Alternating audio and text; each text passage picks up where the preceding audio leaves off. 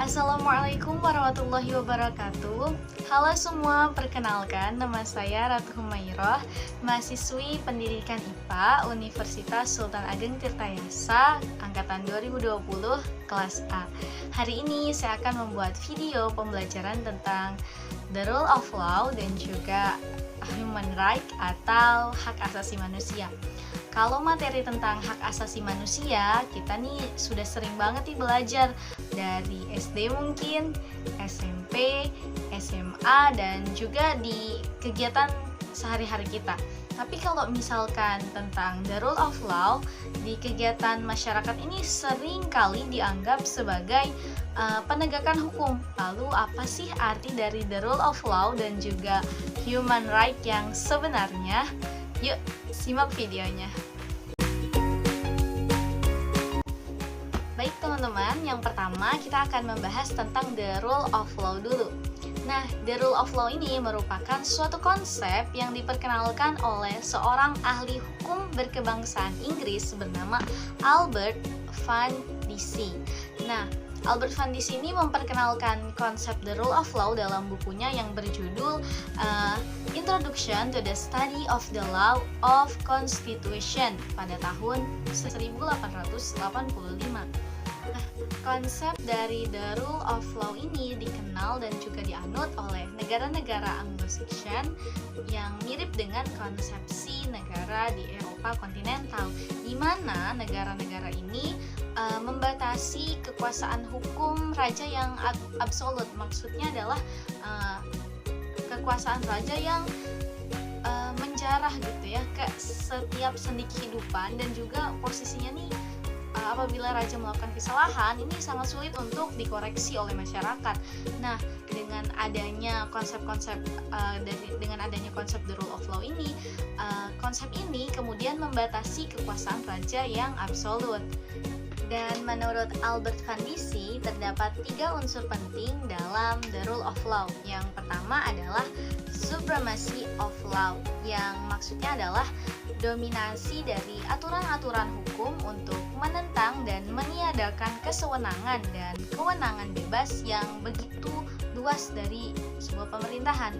Dan yang kedua adalah equality before the law, yang maksudnya adalah persamaan di hadapan hukum. Dan yang ketiga adalah the condition based of individual right, yang maksudnya adalah terjaminnya hak-hak manusia dan juga konstitusi. Karena menurut catatan sejarah yang saya baca, katanya ketika konsep dari the rule of law ini muncul dan juga dipublikasikan oleh para penggemarnya, banyak dari pihak raja dan juga jajaran pemerintahannya itu yang merasa konsep ini nih merusak tatanan negara yang sudah ada gitu. Dan akhirnya para aktivis yang menyebarkan konsep the rule of law ini, yang menyuarakan tentang persamaan derajat, perlindungan hak asasi manusia ini kemudian, dan membatasi kekuasaan absolut dari pemerintahan yang raja pimpin saat itu, kemudian merasa terganggu raja tersebut dan juga meminta untuk mereka ini ditangkap. Dan ketika mereka itu ditangkap, mereka kemudian diasingkan, banyak yang diasingkan daripada Eropa dan juga Prancis.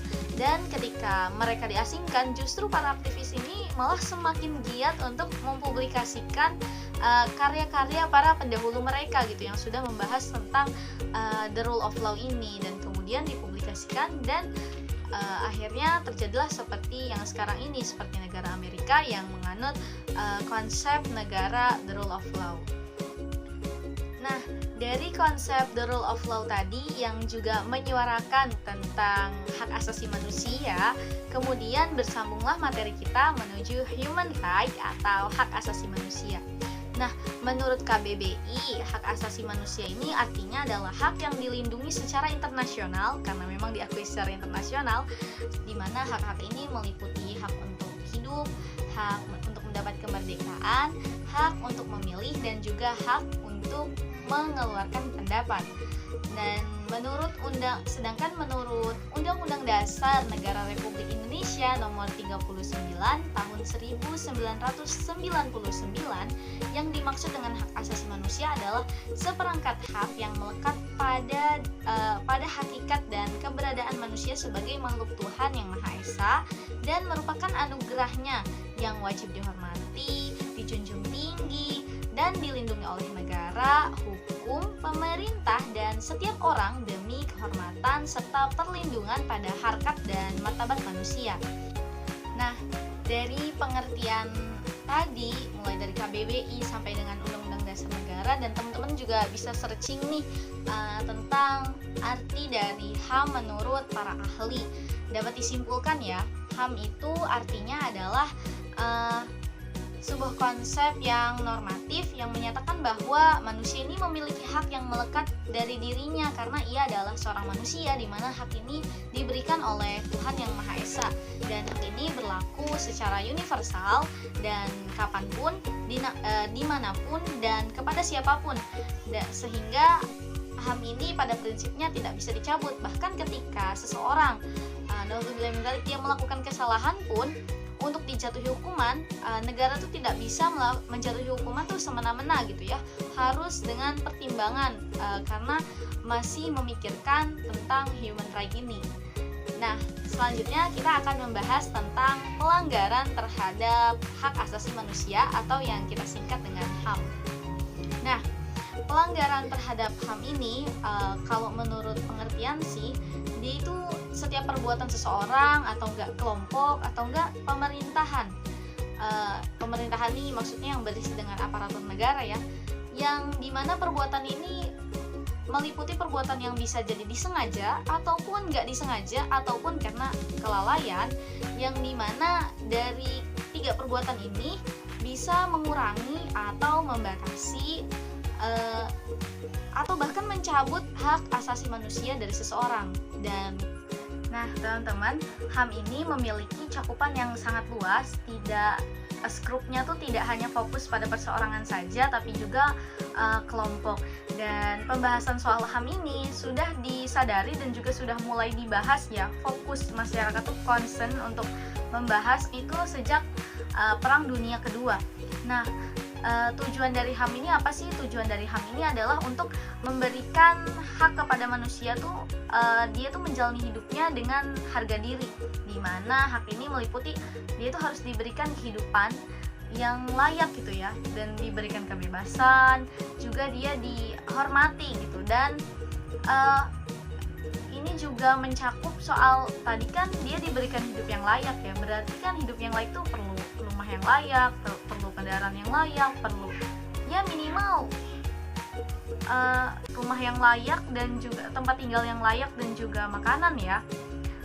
Terus kalau misalkan dalam suatu negara masih ada masyarakat yang miskin dan kemudian sampai nggak makan, itu apakah pemerintah telah melakukan pelanggaran HAM? Nah, jadi gini teman-teman, untuk mencapai suatu kondisi di mana tujuan HAM ini sudah mencapai kondisi yang baik ya, tercapai di dalam suatu negara, itu masyarakatnya dalam negara itu harus ikut juga berpartisipasi melaksanakan HAM. Jadi ya dia juga harus bekerja, harus juga menghargai, jadi menjalankan kewajibannya juga. Dia juga harus menjaga hak-hak orang lain juga, nggak boleh saling bully dan nggak boleh saling merendahkan martabat orang lain ya, tadi dengan cara membuli gitu, itu nggak boleh. Dan juga dia juga harus bekerja biar dia dapat penghidupan yang layak, seperti itu. Nah, tadi kan udah dijelasin ya bahwa sebenarnya tuh udah banyak negara yang kemudian aware dengan konsep HAM ini. Teman-teman juga bisa melihatlah dari kacamata teman-teman sendiri ya, bagaimana negara-negara di dunia ini sangat aware dengan HAM.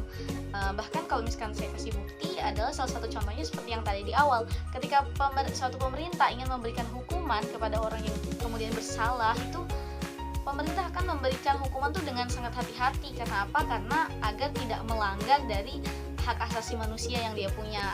Nah, untuk itu, dan kalau misalkan negara sudah aware, terus juga sudah banyak negara ya yang aware banget gitu dengan konsep HAM ini, kenapa sih masyarakat yang dalam susunan pemerintahan tuh berada di paling rendah gitu ya, tapi dikasih notice gitu ya untuk menjalankan HAM? Nah, karena tujuan dari HAM ini agar manusia ini tidak mengalami suatu diskriminatif, dan fungsinya adalah agar manusia ini terlindungi dari kekerasan yang mungkin saja akan dilakukan oleh orang lain. Nah, untuk melindungi hal itu, diri kita sendiri nih perlu untuk menjalankan hak dan juga kewajiban kita. Nah, selanjutnya kita akan membahas tentang perkembangan hak asasi manusia di dunia. Jadi, kalau misal ternyata menurut sejarah nih, kalau misalkan kita diruntut banget dari ke belakang, mulai dari asal muasal HAM gitu ya, konsepnya aja dulu. Ini sebenarnya bukan baru ada ketika Perang Dunia Kedua saja, tapi udah ada sejak zaman dulu, yaitu zaman Yunani kuno dan juga Romawi. Namun, momentum yang memberikan kontribusi paling besar dalam pelembagaan HAM secara internasional ini terjadi pada abad pencerahan, di mana pada tahun 1789 adanya suatu deklarasi, di mana kalau dalam bahasa Inggris ya, The Declaration France, atau bahasa Indonesia Deklarasi Prancis.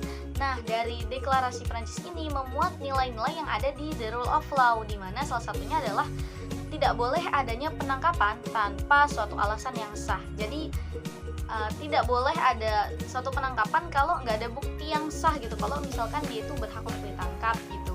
Jadi nggak bisa nangkap secara sembarangan, karena sering sekali ya kalau zaman dulu itu karena belum ada dasar hukum yang jelas, akhirnya orang ini baru juga menuduh, udah orangnya yang dituduh udah keburu ditangkap duluan dan juga diadili. Dan akhirnya dengan adanya deklarasi Prancis ini akhirnya mengurangi hal-hal itu terjadi gitu.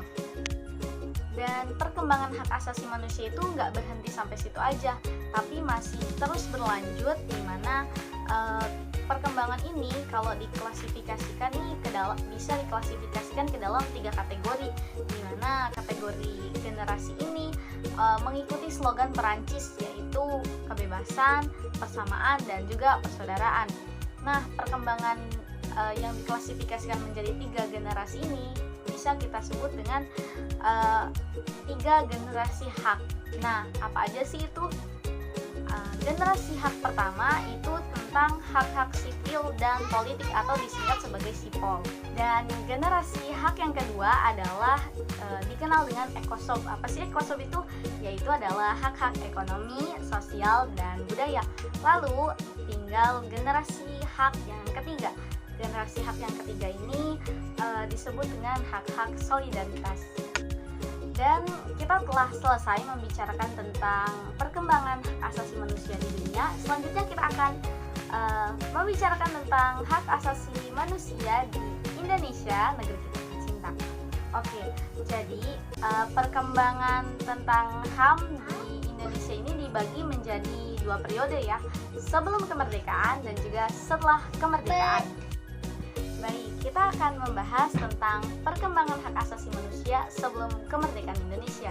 Jadi sebelum kemerdekaan Indonesia ini, pembahasan soal HAM ini masih soal perbedaan pemikiran di antara organisasi-organisasi yang ada di Indonesia, seperti pemikiran HAM menurut Perhimpunan Indonesia atau PI, yang menitik beratkan HAM ini pada hak untuk menentukan nasib sendiri.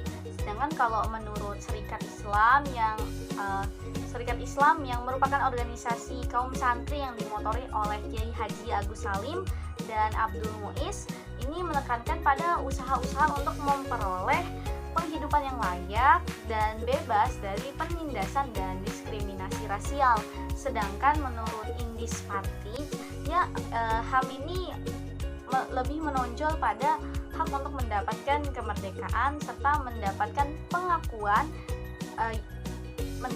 perlakuan yang sama dan hak kemerdekaan itu.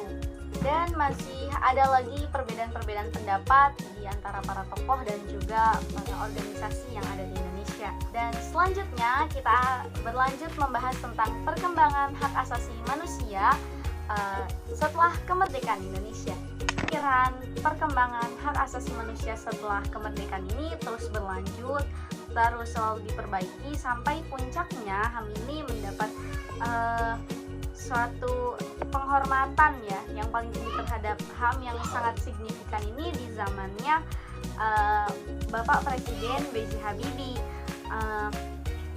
pada pemerintahan Bapak Presiden B.J. Habibie ini, penghormatan dan perkembangan HAM ini terjadi dengan sangat signifikan, ditandai dengan Ap MPR nomor 18, yaitu tentang konvensi menentang penyiksaan dan perlakuan kejam lainnya. Lalu disusul dengan peraturan perundang-undangan yang lain yang juga saling menguatkan sehingga HAM yang diterapkan di Indonesia seperti yang bisa kita lihat sekarang ini jadi lebih baik. Nah teman-teman, kita sudah membahas tentang rule of law dan juga human right. Akhirnya kita akan memasuki sesi kesimpulan dari materi ini. Jadi kesimpulan dari materi ini adalah rule of law merupakan suatu legalisme hukum yang mengandung gagasan bahwa keadilan ini bisa ditempuh dengan cara-cara yang objektif bukan subjektif, yang artinya keadilan ini harus ditempuh dengan cara yang tidak memihak dan juga tidak personal melainkan harus otonom.